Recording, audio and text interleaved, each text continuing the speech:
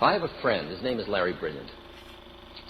And Larry is a doctor. He used to be known as Dr. America as part of the Hog Farm, which was a hippie commune in Berkeley. It was run by a fellow named Wavy Gravy, who was a clown, and Wavy works with children in leukemia wards as a clown. And among other things, he also MCs and stuff. Those of you that saw the movie Woodstock remember Wavy offering everybody breakfast in bed for 500,000 people. Because he gives away food. They bring the hog farm bus and feed people. Very beautiful man. Well, Larry was part of that, and he was a hippie doctor. And his wife went to India and met my guru, Neem Karoli Baba, and she brought Larry to him. And when Larry met my guru said to Larry, very shortly after meeting him, "UNO doctor." What Larry heard that was saying, "You are no doctor," which is what his mother had been saying to him for years because he wasn't earning a living. Right? But the guru kept repeating, UNO doctor, till finally it sunk into Larry's mind that what he was saying is United Nations Organization doctor, UNO doctor. And there was a UNO thing, UN World Health Organization project to eradicate smallpox that was going on in India. So Larry went down the bus trip from the mountains down to Delhi, and he went in with his long hair and his beard, and they said, "We don't want hippie doctors, thank you very much." And he was shown the door. He came back to the guru said, "UNO doctor, go." He went back. They said, "We don't want you." He came back. This is a long bus trip. And he just kept doing it, and it was like 7, 8, 9 times. Finally, he went into the United Nations. He said, "Look, if you got any job at all, I got to get this guy off my back. I'll take any job you got." They said, "Well, you don't have a job as a doctor, but you could be an administrative assistant." He said, "Fine." So he joined the club of a group of people who were getting rid of smallpox. And I'm sure you know by now that smallpox is the one disease, human disease, that has been completely eradicated from the face of the earth at this point. There is not another case in the world. You don't have to have vaccinations. You don't have to have vaccination certificates because it's gone. It's a very extraordinary phenomenon that humanity could band together from Russia, from the United States, from Czechoslovakia, from everywhere, and do it together and get rid of something completely. Well, the group that did this in Southeast Asia, particularly, where the last case, it's very exciting stuff. You've got maps with pins of each case, and you go with vaccination needles in jeeps and boats, and you raid villages, and it's very exciting. It's like a war, They got so juiced up that when it was over, they all got depressed. You can imagine, how much their identity was caught in that. And they didn't know what to do next. Well, one of the gals who was Larry's boss was this extraordinary lady. Her name was Nicole Grasset. She was a Swiss doctor. She's a dynamo, and she takes on projects. And so she was with Sir John Wilson, who is a blind man who's head of the World Blindness Organization. And he said to her, "Nicole, you've taken on smallpox and beat it. Why don't you take on blindness?" Because it turns out that 80% of the blindness in the world is preventable or curable. It's extraordinary. So she said, okay. Larry, wanting to band with her and get her energy together, decided he'd start a foundation and get all of his buddies together. So he drew his buddies from all the different parts of his life. Now, he was now a professor at the University of Michigan in public health. He had been working with the World Health Organization. He was part of the hog farm. He was my guru, a devotee of my guru. So out of all those places, he drew these people together, and we met in a snowbound weekend in Michigan for the first meeting, and I can't tell you how bizarre it was. Because the organization he called it Seva, which meant, at that time, Society for Epidemiological Voluntary Assistance. Only he knew that it also was the Sanskrit word for service. So there was a doctor in a 3-piece suit with a dispatch case who had come there for a meeting of the Society for Epidemiological Voluntary Assistance, and he had come from Washington.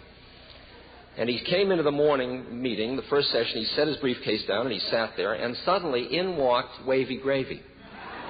who sat down next to him with a beanie on his head with a propeller on the top of it.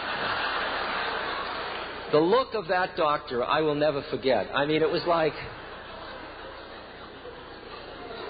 there's some error here. You know, I'm not supposed to be in this place where this guy is. You know?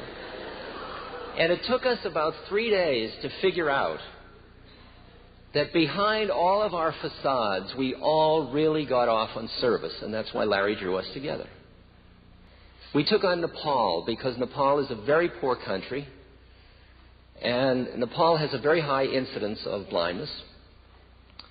It's hard to understand what the situation is. The population of the United States is 16 times the population of Nepal.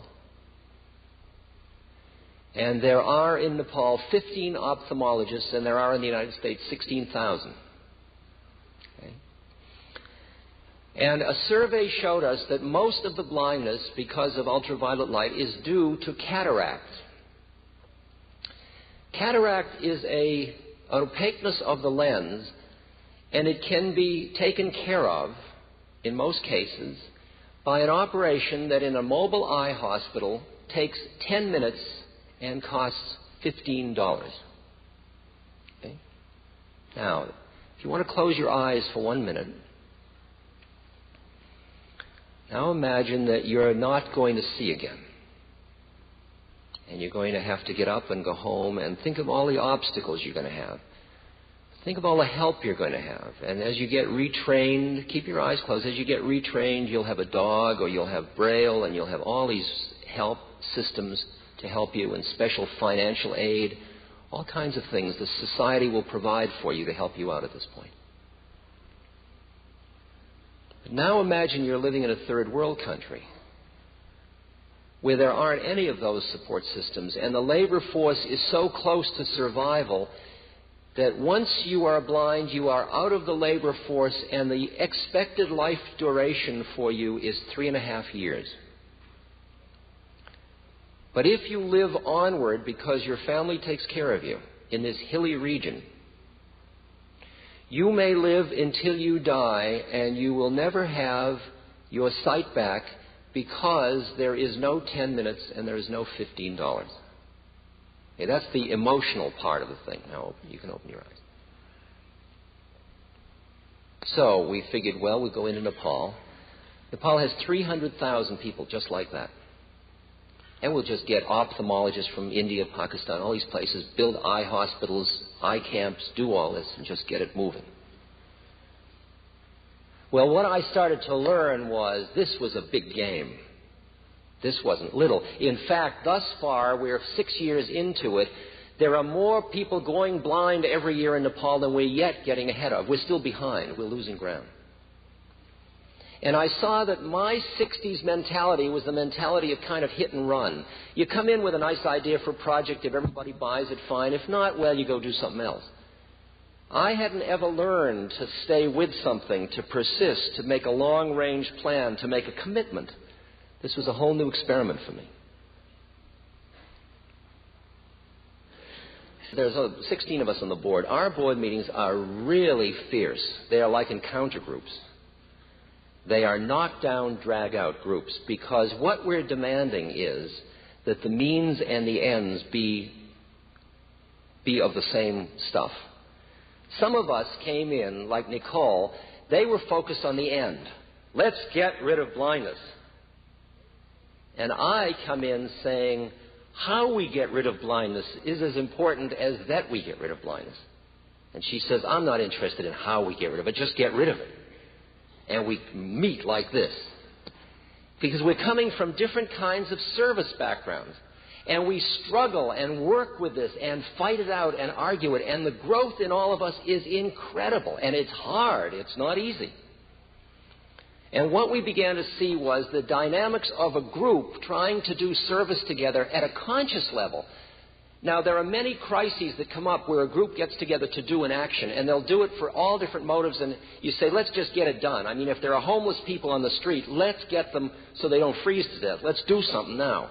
And you don't say, well, if you're feeling too angry, don't do it. You say, do it. Let's get it done. But when you're in a long-term project, you've got to understand that how you serve has a lot to do with what level of suffering you will relieve.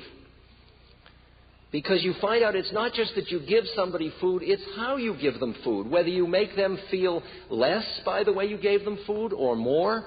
Do you see them as a fellow soul so that the giving and the receiving is nothing? Did you end up graced by their accepting the food? Or do you think you did something for somebody?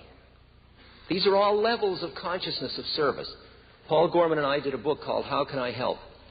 Which is really approaching these topics. That's what we're trying to do in this book. Deal with the way in which you can help that you grow towards freedom.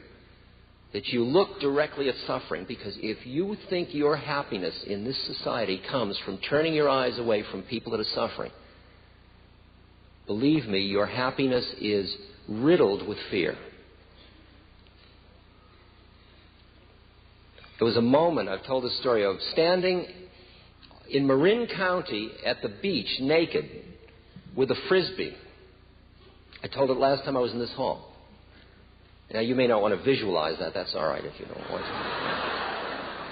I was there with a frisbee, and the question was, as I stood there about ready to throw the frisbee, into my mind came the image of Gandhi's tomb. And over Gandhi's tomb is written, think of the poorest person you've ever seen and ask whether your next act will be of any use to that person.